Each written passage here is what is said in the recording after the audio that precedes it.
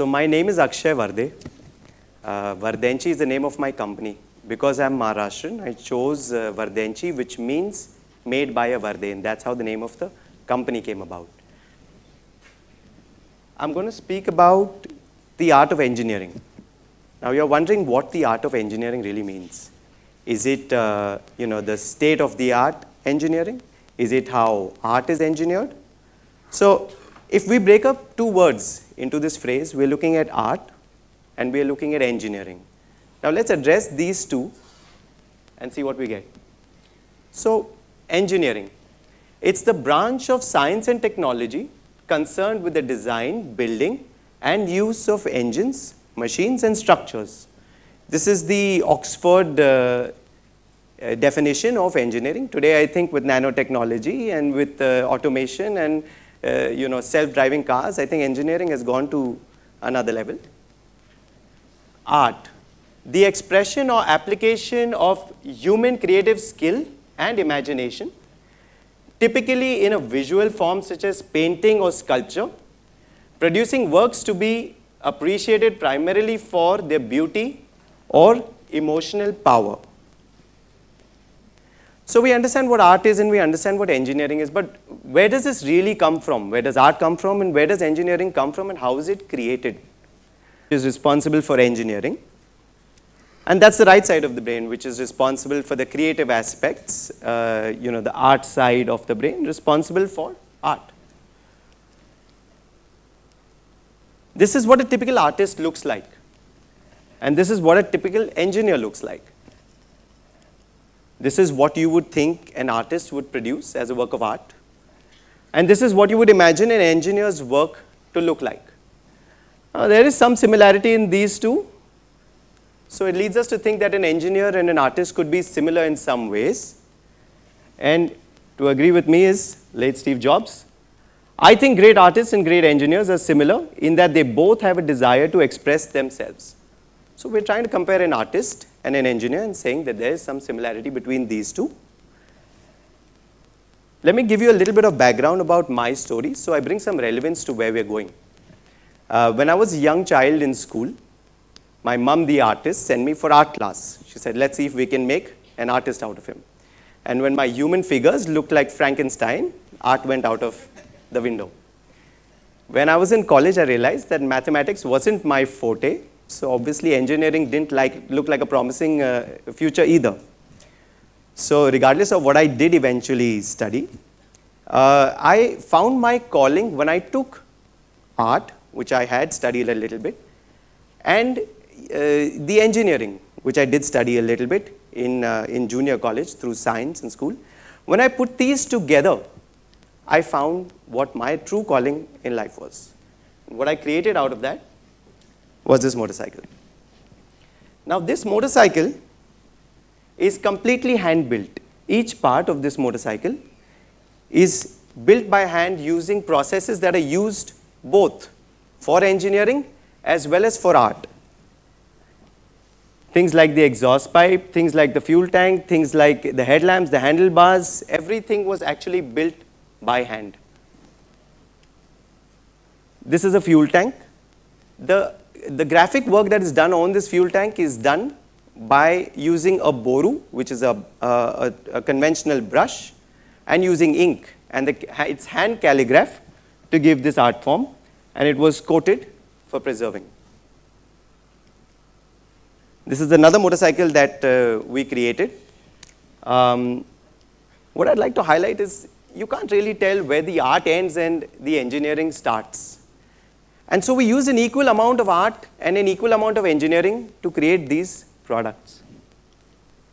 If you look at the detail in this motorcycle, all of these parts were made by our team. And I would say our team is comprised of people who are equal amounts artists and equal amounts engineers. This is some more of our work that will give you an idea of what we've created.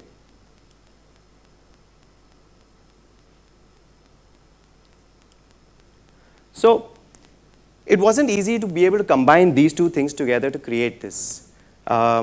We had to do a lot of self-learning. We had to do a lot of self-teaching within the team and grow from there to be able to produce these products.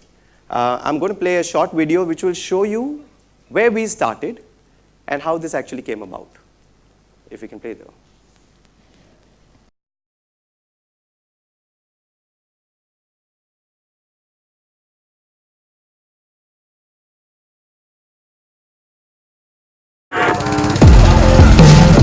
I wanted to build a motorcycle that looked and felt really unique. Initially, nobody wanted to make a part for me. Nobody wanted to make a fuel tank. Nobody wanted to make a handlebar because I was asking for one fuel tank and I was asking for one handlebar. Who has time for that shit? And today, because I know that there is no outside source for any of these components, man, we've trained and built the team that puts together all of these things.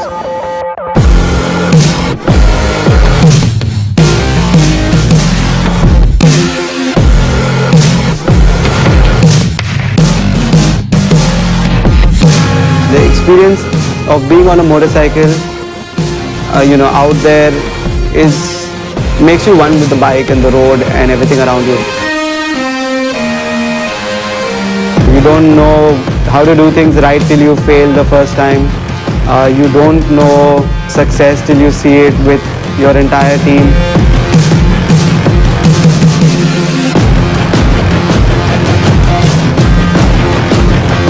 We're not about power, we're not about performance, we're about the attitude to do with motorcycling.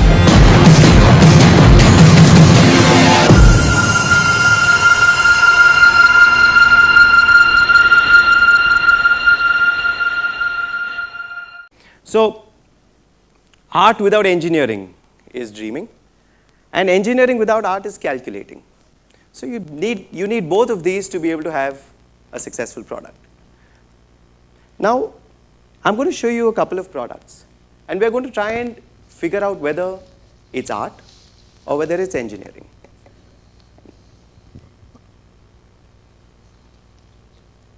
If you look at these three products, they're from the automobile industry and they're from the architecture field of engineering. Because they're from these particular fields, you're thinking this is engineering. But were it not a car, were it not a motorcycle, and were it not a building, the way that it looks and appeals to you could be a work of art. Function before form, right? That's what you learn in engineering. Is that always the way it should be, is what I'm here to question. Do we always put function before form? Can we put form before function? Can we put function and form together? Is something that we're questioning. So, through this entire presentation, I'm sure engineers sitting here have a thought in their mind. So, this guy is talking about art and he's talking about engineering, while we're also discussing motorcycles and cars and buildings. Why are we not touching upon the word design? Am I right? So, when we look at design, we think of a product that looks nice and works well. This is a product that has been looked at from an aesthetic point of view and from a functional point of view. You have combined these two and thought from a single point of view, which is design. Again, from Steve Jobs, design is a funny word. Some people think design means how it looks, but of course, if you dig deeper, it's really how it works. My question here is, when you approach it from a single concept like design, do you really take the aesthetics to its maximum limit? When you approach it from design, do you take the engineering to its maximum limits? You have clubbed two concepts, art, engineering, and you are approaching it from this one single concept. Whereas when you look at art, it inspires certain emotions within you, which maybe design cannot. And engineering will bring about a certain thought process, which maybe design cannot. So, were we to look at these independently, when you look at the pictures that are now going to follow, I want you to think about the emotions that it actually brings about within you. When you look at a work of art, with the way the colors are splashed across the canvas, with no real agenda that maybe engineering would have. When you look at an installation, an art installation, it brings about a certain emotion whether it's good, whether it's bad, whether it makes you happy, whether it makes you sad. It's bringing about an emotion. Paintings, sculptures, they're all bringing about an emotion free of any other restrictive thought process. When you look at engineering, you're thinking from a completely different point of view. Now, when I'm talking about engineering, this is an image. An image brings about certain thought process in your mind, but I'm asking you to think about the word engineering. When you think about the word engineering, you're thinking about things that are structured, that are logical, and that puts you into a certain thought process, into a certain direction. When you think about engineering, you think about structures which are strong, grounded. You think about, the boundaries which we can go to with engineering. Of course, it can, connect you with people, take it to another level. We use engineering in the palm of our hands every day. My favorite form of engineering, of course, things that are used in auto. So it brings me back to the point where I ask, can we think about product? Can we think about the objects that touch our life in a different way rather than the conventional form of design, engineering, and art? Can we isolate them and then bring them together into unity to create a different form of thinking, different form of creation, which we have applied to our motorcycles, and it's worked for us. So we need to start thinking about how we can use a different way of thinking to innovate.